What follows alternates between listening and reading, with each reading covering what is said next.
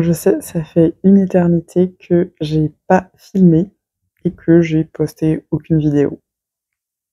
Bienvenue sur ma chaîne Aventure d'intérieur, je m'appelle Essa et je partage avec vous mes loisirs et mes passe-temps.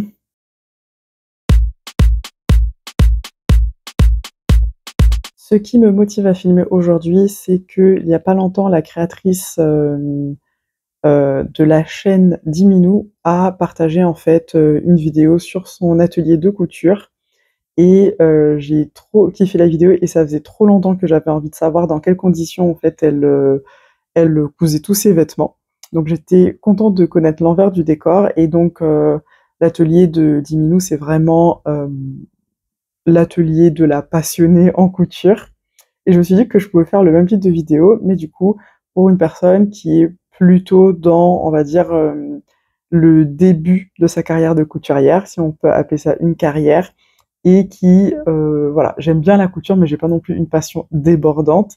Mais la couture, ça nécessite quand même d'avoir un espace et un espace qui peut être plus ou moins dédié parce que c'est un loisir qui prend de la place. Donc je me suis dit que ça pouvait être intéressant de faire aussi, on va dire, un tour de mon espace couture. Donc je vais commencer le début de ce tour de mon espace couture en commençant tout simplement par la partie patronage. Donc ici, vous voyez, j'ai mon imprimante, c'est-à-dire c'est là où tout simplement j'imprime tous mes patrons PDF, voilà, juste ici. Juste au-dessus, je vais avoir quelques livres de couture, en fait juste deux. Donc ici, j'ai acheté il n'y a pas très longtemps ce livre qui permet de tracer des patrons. Alors j'ai acheté les pantalons parce que les pantalons, c'est ce que finalement j'ai... Sans doute que c'est ce que j'ai cousu le plus jusqu'à présent, parce que c'est aussi le vêtement que je porte le plus. Et j'avais envie de tracer un patron à mes mesures, donc j'ai pris cet ouvrage-là. Ensuite, j'ai un deuxième livre en couture, cette fois-ci qui m'a été offert. Donc je crois que ce livre-là, il est assez populaire auprès des couturières. Et à l'intérieur, il y a également des planches de patrons pour, je pense, un peu plus de 12. Ben voilà, elle a mis 26 modèles à coudre. Ensuite, on continue sur la partie patron. C'est pas terminé. J'ai juste derrière mon canapé mon papier de soie. Je sais pas si on appelle ça papier de soie, mais en tout cas papier à patron. Donc je l'ai mis derrière le canapé. Voilà. Donc là il me reste plus qu'un rouleau, mais en général j'en ai deux. Et donc c'est le dernier qui reste et j'ai encore pas mal de papier. Voilà. Donc ensuite, avec les patrons, j'ai un peu aussi les crayons, les outils de traçage, etc. En fait, tout ce qui est un peu papeterie. Donc là, j'ai pas mal de choses. Ici, j'ai des feutres en général. Je vais utiliser les feutres pour écrire le nom des pièces sur les patrons. Là, j'ai tout un tas de crayons, de stylos, de gomme, de taille-crayon. Juste ici, hop, c'est mon mini carnet couture dans lequel je note quelques petites choses. J'utilise pas souvent, mais de temps en temps, par exemple, quand j'ai un projet en tête et que je veux le planifier, par exemple le projet du manteau que j'ai cousu il y a quelques mois, j'ai tout planifié en fait dans le carnet, j'ai écrit le coût des matériaux, etc. Dans ce petit carnet. Donc, une fois qu'on est là, on va s'intéresser à ce petit meuble-là, dans lequel j'ai pas mal d'éléments relatifs à la couture. Donc déjà, vous apercevez ici, je sais plus comment ça s'appelle, je sais pas si on appelle ça... Ah oui, la pédale, voilà, la pédale de ma machine à coudre, que je range ici. Et là, j'ai tout un carton qui concerne aussi la couture. Il est assez petit, donc je me déplacerai pour montrer ce qu'il y a dedans. Et juste ici, on a aussi des éléments qui concernent la couture. Donc là, c'est un peu dans l'enfoncement, mais ici, par exemple, j'ai un coussin de repassage. J'en ai un deuxième coussin de repassage dans le fond pour tout ce qui est manche. Et là, je vais avoir une sorte de petite poubelle où je mets tout un tas de voilà, petits déchets de couture, des fils, des petits tissus. Et là aussi, je vais me déplacer pour vous montrer ce qu'il y a à l'intérieur. Et ici, j'ai des outils de traçage. Voilà, donc des règles, des choses comme ça. Donc, juste le temps de m'installer pour vous montrer ce qu'il y a à l'intérieur. Et je reviens. Donc ici, j'ai déjà un premier nécessaire de couture. Donc, je vais avoir ici un petit, une règle à ourlet, voilà, que j'ai faite moi-même. Elle est juste en papier et franchement, ça fait pas très longtemps que j'ai faite, mais elle est plutôt pratique pour réaliser les ourlets. Grâce à ça, c'est un tout petit peu plus facile. Ici, j'ai une bande de scratch que j'ai utilisée pour raccommoder par exemple mon parapluie. Ici, j'ai vraiment sans doute l'une des premières choses que j'ai achetées quand je me suis lancée en couture, c'est tout simplement des épingles. Donc là, j'ai mélangé de l'eau, des épingles fines et des épingles complètement en clou en fait, sans tête, si je puis dire, ou plutôt à tête d'acier. Là, j'ai mon aimant à épingles. Ici, bien entendu, j'ai mon mètre. Là, je vais avoir les éléments qui ont été livrés en fait avec ma machine à coudre. Donc ici, à peu près tout, hein, les différents pieds. Voilà, là c'est le pied pour faire la boutonnière. Voilà, tout un tas de choses qui ont été livrées avec la machine. J'ai aussi mis dedans les quelques pieds que j'ai achetés par la suite. Donc par exemple celui-ci, le pied point droit, dont j'aime beaucoup me servir. Voilà. Donc tout ça, je le garde là, dans cette petite pochette. Ah, ouais, je peux fermer. Et ensuite, à l'intérieur de ce petit contenant à maquillage, je vais avoir d'autres choses. Donc là, par exemple, c'est un marqueur pour tissu, mon découpe-fil, mes deux découpe-vite. Ici, je vais avoir, ça faisait longtemps que je ne le retrouvais pas, mon dé à coudre et mon petit aimant pour coudre droit. Donc là, voilà ce qu'il y a dans cette première pochette.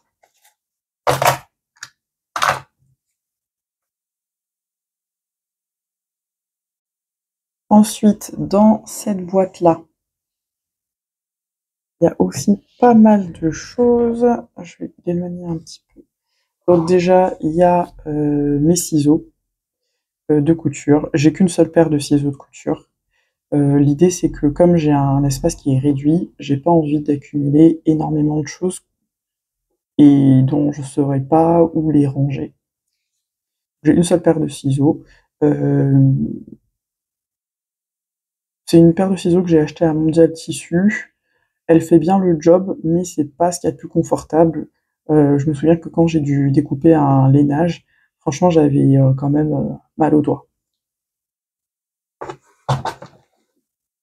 Ensuite, à l'intérieur, j'ai une petite trousse dans laquelle je mets plein de petits articles de mercerie. Donc là, je vais avoir un biais, je vais avoir des fermetures. Ici, ça c'est du thermocollant pour les cols, je crois. Je sais plus, non, c'est pas du thermocollant droit fil, mais je crois que c'est pour les cols ou à l'école de haut. Je vais avoir des élastiques et aussi des petites chutes d'élastiques, tout un tas d'élastiques en fait. Voilà, tout rangé dans cette boîte. Ensuite, je vais avoir ma boîte à bobines. Donc là, j'en ai pas beaucoup. Je me suis pas rendu compte que j'ai laissé tourner mon ventilo et du coup, ça impacte un peu la lumière de la pièce. Bon, c'est pas grave, c'est trop tard. Donc là, c'est mes bobines de fil. Avec les bobines de fil, j'ai aussi voilà, mes fils individuels là. Donc j'en ai tout un. J'en ai pas énormément, mais voilà, j'en ai quelques-uns quand j'ai voulu accorder avec mes projets de couture. Celui-ci, c'est du fil à bâtir. Voilà. Ensuite, avec ça, je me suis acheté il y a pas longtemps 2 grosses bobines de fil, parce qu'en fait, tout simplement, j'en ai eu un peu assez d'acheter à chaque fois du fil assorti. Et donc, en fonction des projets, soit j'utilise du blanc, soit j'utilise du noir, soit j'utilise des couleurs que j'ai déjà. Mais j'avoue, maintenant, j'ai un peu la flemme de tout le temps assortir le fil au projet.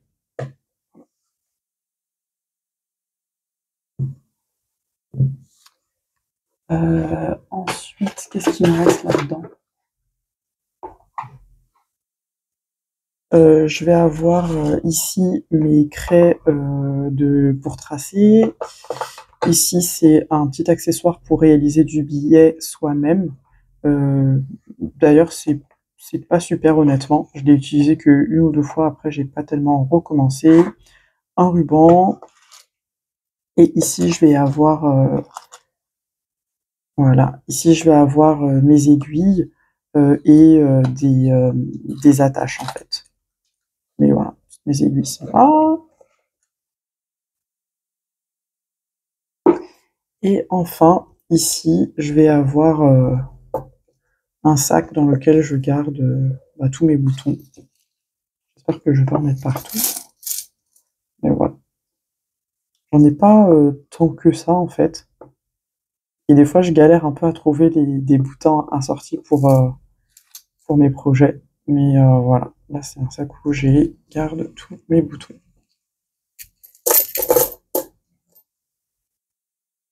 Donc voilà tout ce qu'il y a dans cette boîte-là.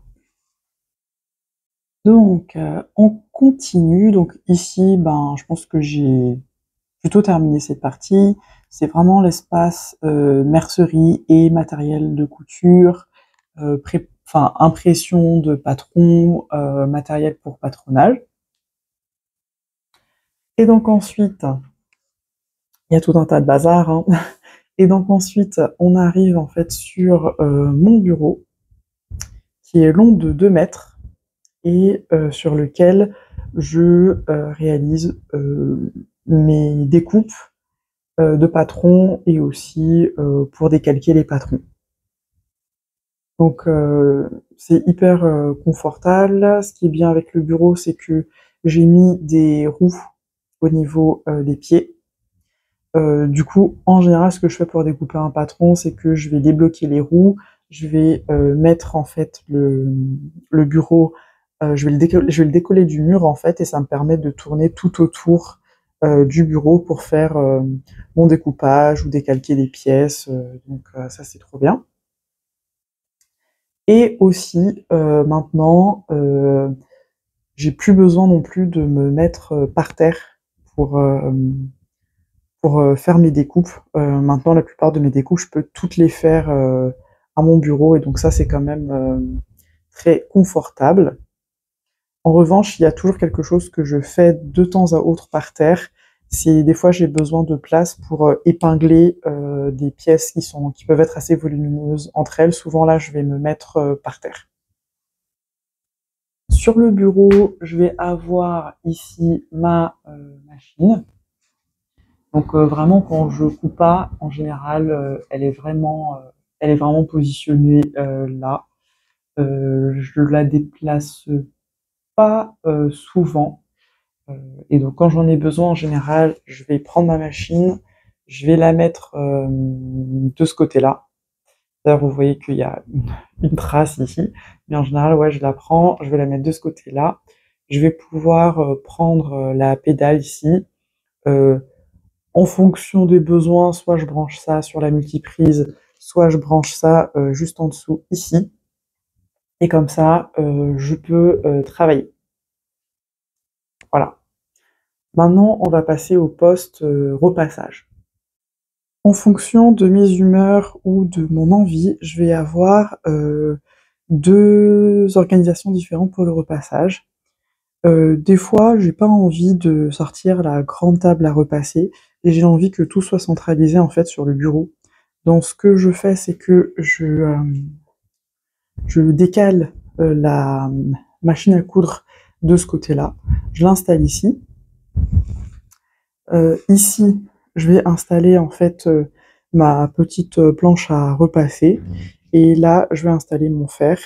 Et tout va se passer en fait sur la table. Donc voilà, ça dépend même pas de la taille des fois du projet, c'est juste que j'ai la flemme de sortir la grande planche à repasser et de me déplacer.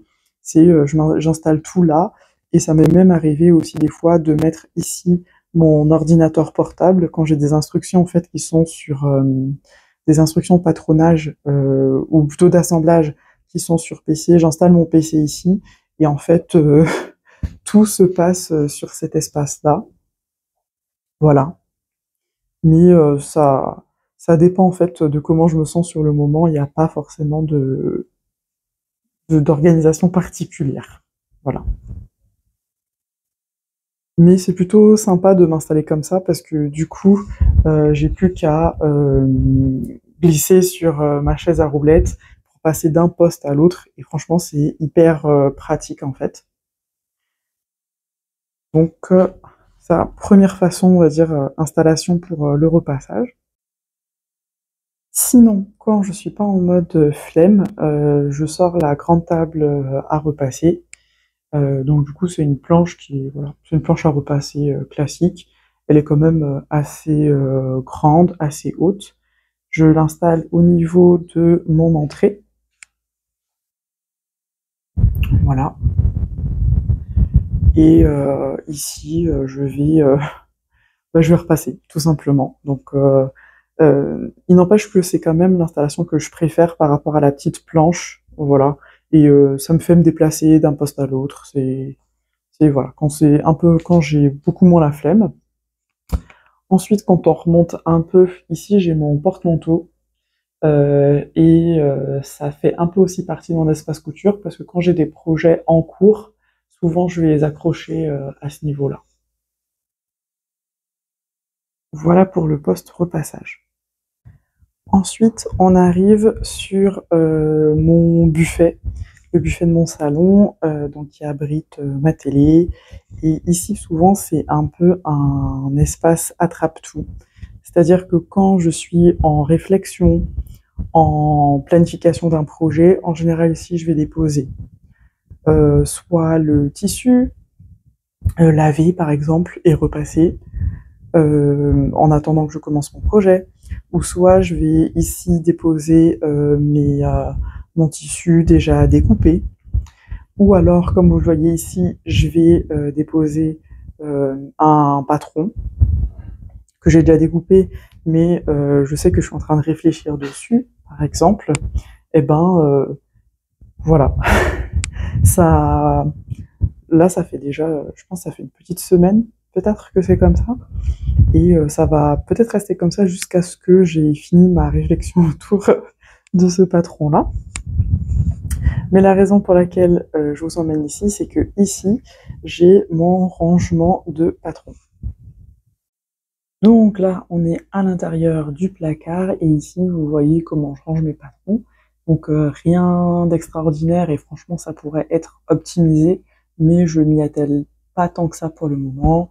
Donc ici, j'ai un patron pochette, mais sinon, même mes patrons pochettes en général, je les range en fait à l'intérieur de pochettes en carton comme ça. Et je vais souvent aussi noter le nom du patron sur les pochettes. Donc vous voyez que je mélange et puis à l'intérieur, bah, du coup j'ai toutes les pièces décalquées, découpées, voilà. J'en ai un certain nombre, mais pas tant que ça non plus en fait, j'en ai pas tant que ça. Et moi j'hésite pas, ça m'arrive des fois quand il y a un patron par exemple qui me plaît plus, bah, je vais pas hésiter à barrer, à mettre un autre nom. J'hésite pas aussi à balancer des trucs que j'ai décalqués mais qui en fait ça le faisait pas au moment de la couture. Donc vraiment, voilà. Encore une fois, c'est pas très optimal, mais je trouve que derrière la porte de placard, eh ben, c'est très bien. Et ça se voit pas. Dernier endroit de mon espace couture. Donc là, on est plus ou moins dans un placard à balai. On va dire ça comme ça. C'est un bazar, c'est pas du tout organisé. Enfin, en tout cas, on va dire plutôt, c'est organisé, mais pas hyper esthétique. Mais c'est là où je garde en fait mes tissus. Dans l'ensemble de ces 3 boîtes, et vous voyez aussi que c'est là où je range mon fer à repasser. Donc, il n'y a pas forcément de super logique pour comment je conserve mes tissus. Donc là, par exemple, j'ai une poche d'études. Une pièce d'études, non pas une poche d'études, une pièce d'études qui est une poche, voilà.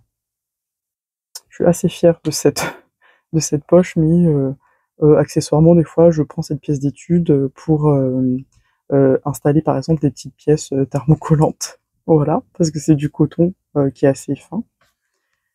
Ici, j'ai un tissu que j'ai acheté pour me faire un deuxième suite qui vient d'un des livres de couture que je vous ai montré au début.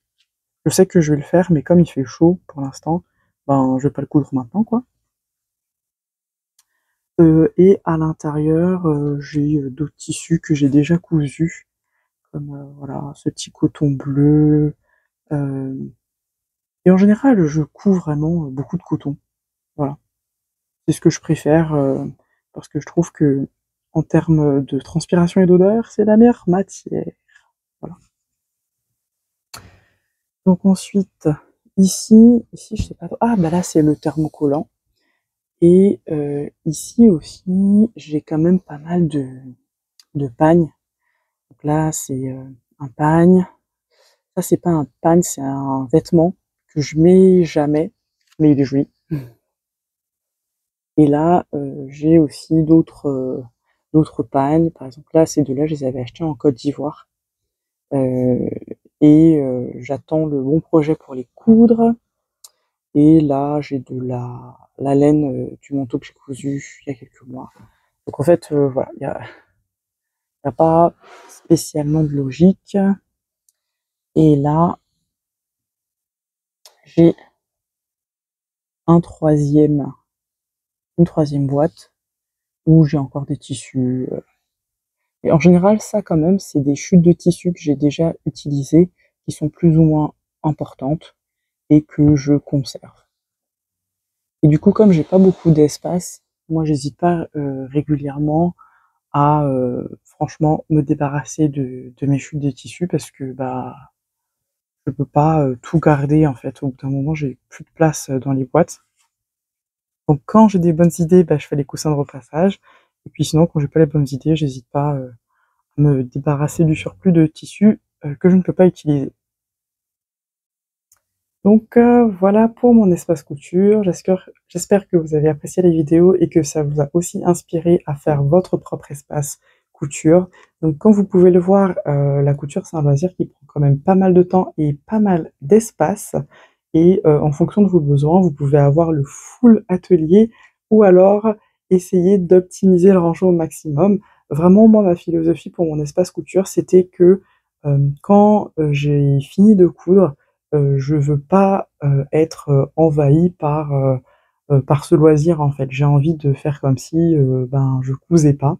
Donc à part, ma machine à coudre qui est assez imposante, mais finalement qui est cachée par son cache, blanc, ça fait que j'ai un espace couture qui est finalement assez, on va dire, j'ai envie de dire presque épuré, mais on va dire pas trop visible et c'était vraiment mon objectif vu que je fais la plupart, de mes cousettes dans mon salon. Donc voilà, je vous remercie d'avoir regardé la vidéo et à la prochaine.